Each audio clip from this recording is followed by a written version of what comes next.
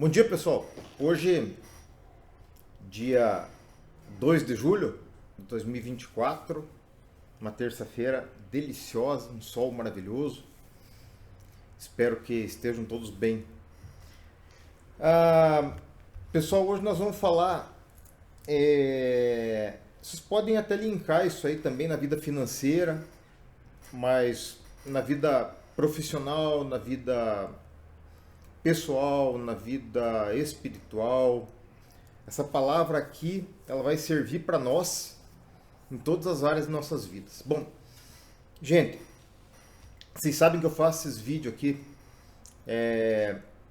Eles não são editados, não são produzidos, e eles só têm a finalidade de ajudar alguém em algum lugar, em algum dia, né? Eu tô com, vou fazer 57 anos.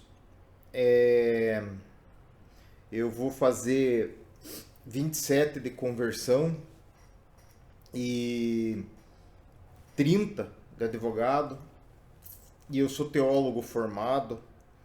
E eu vou dizer para vocês uma coisa: o que eu falo aqui vem da palavra de Deus em primeiro lugar e das minhas experiências, que eu acho que alguém pode usar, tanto o que deu certo para mim quanto o que deu errado, porque eu fiz muito mais coisa errada do que certo na minha vida. Então, o que eu falo aqui não tem nenhuma conotação assim comercial ou eclesiástica, visando visualizações, curtidas ou monetização, como eu já falei para vocês, né? A ideia é sempre fazer o vídeo, dar uma ideia a respeito do tema, mostrar onde é que está na palavra de Deus e provocar você a ler na palavra de Deus e deixar que o Espírito Santo fale ao teu coração aquilo, porque a melhor solução para a minha vida às vezes não é a mesma para a sua, mas Deus vai te orientar segundo a palavra dele. A palavra que está aqui hoje é Romanos 12, do 13 ao 21. E é uma palavra que a maioria das pessoas odeia ouvir. Diz assim: ninguém pensa de si mesmo mais do que convém.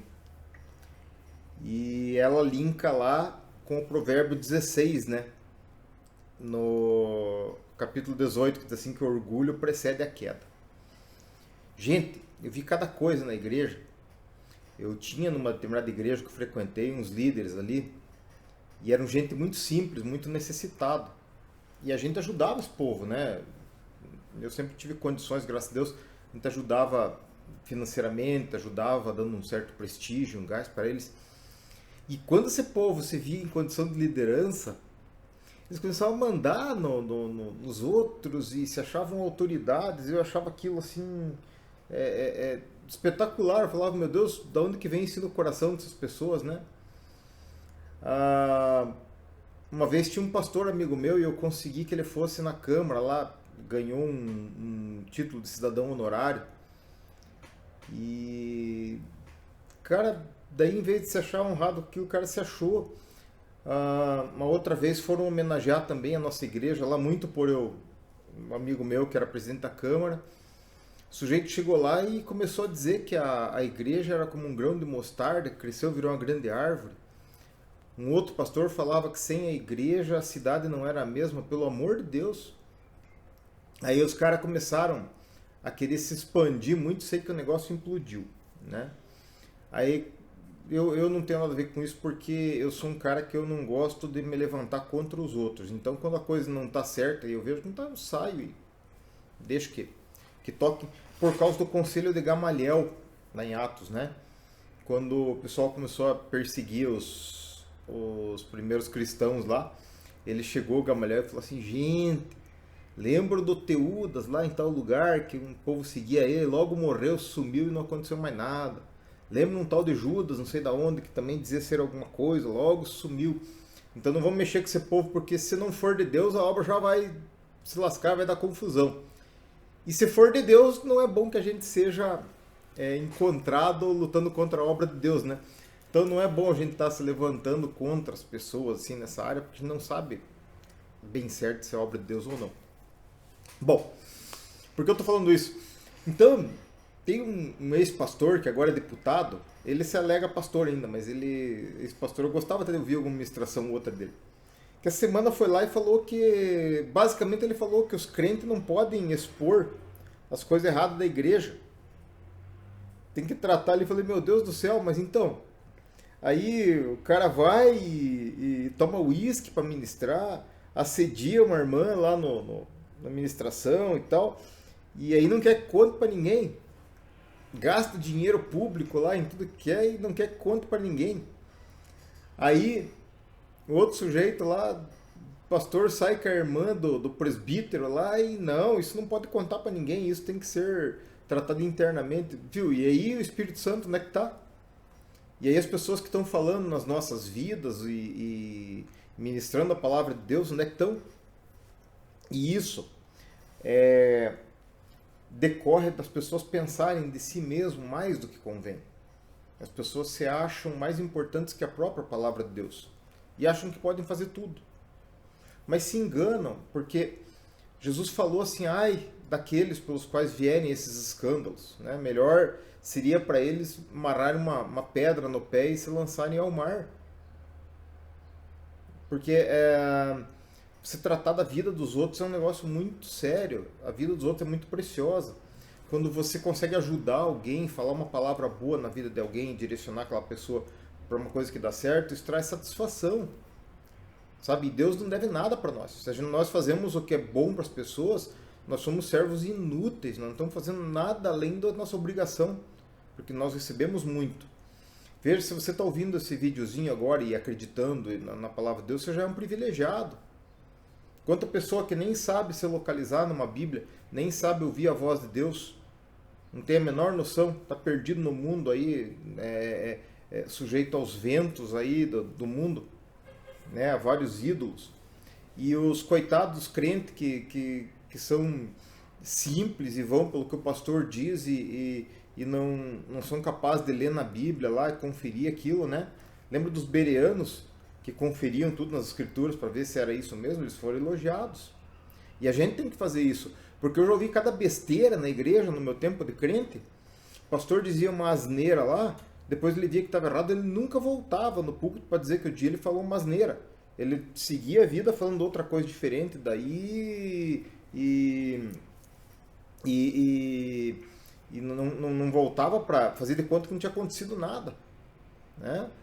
Quanta gente previu tanta coisa, porque Deus está me dizendo isso, depois não acontecia bolhufas, não era Deus. A pessoa não tem humildade de dizer assim, viu, eu estava falando bobagem, era da carne aquilo, não era de mim.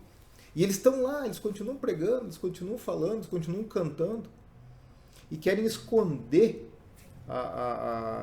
as coisas erradas. Nós não devemos fazer isso, nós devemos dizer assim, eu sou humano, falho, e quando eu falho, eu tenho que pedir perdão para Deus, pedir perdão para as pessoas a quem eu afetei.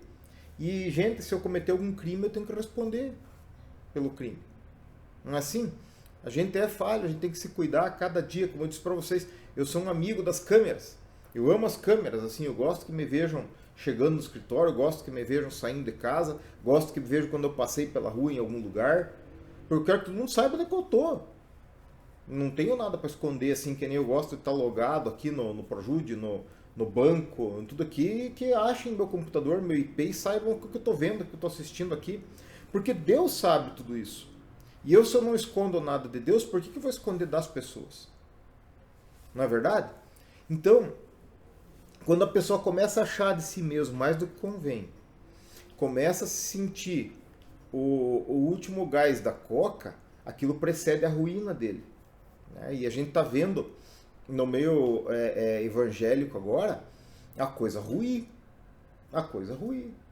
Né? Uma igreja lá que o pastor pregava sobre finanças e não sei o quê, agora o cara está falido lá, escondendo o patrimônio, mentindo. Né? Várias igrejas aí com casos de abusos, casos de desvios de dinheiro, os pastores se matando por causa de liderança. Isso não é evangelho, isso não é palavra de Deus. Isso é uma organização destinada a ganhar dinheiro, só que eles misturam isso com mentira. Você tem que mentir, você tem que pegar e tergiversar e tal, né? E aí isso, Deus não está nesse negócio. E é preocupante porque daí as pessoas ficam ouvindo aquilo, né? e seguindo aquelas palavras ali, isso não é um bom caminho, né? Não é legal. Mas nós devemos aplicar isso na nossa vida. Nunca a gente deve pensar de nós mesmos mais do que convém. A gente tem que ter humildade, porque Deus dá graça aos humildes, né? Mas resiste aos soberbos. Então, quando a pessoa pensa em querer ser mais do que ela acaba tropeçando, acaba se enroscando e depois não quer voltar. Tinha uma igreja aí, grandona, que eu odiava um programa que eles tinham a respeito de finanças, que começava com Ferrari, com iate, com relógio e tal, coisas que não são da realidade do nosso povo e não são importantes para você ser feliz. São legais, são boas, mas uns vão ter, outros não, e isso não vai afetar a nossa existência com Deus, né? E o cara lá, esse cara foi pego em adultério com a mulher do irmão da igreja. E, pô, o cara queria continuar o programa, queria continuar sendo bispo, queria continuar ministrando. É brincadeira. O cara errou, caiu, tem que ser colocado em disciplina, colocado de lado. A primeira coisa é ser afastado do ministério. Ir lá pro cantinho da disciplina, voltar pro fim da fila. Porque Deus perdoa e pode haver restauração. Mas o que não pode é haver falsidade no meio de Deus. Né? E muito menos no nosso meio. Bom, problema dos pastores, eles vão dar conta para Deus e dos bispos e dos apóstolos aí.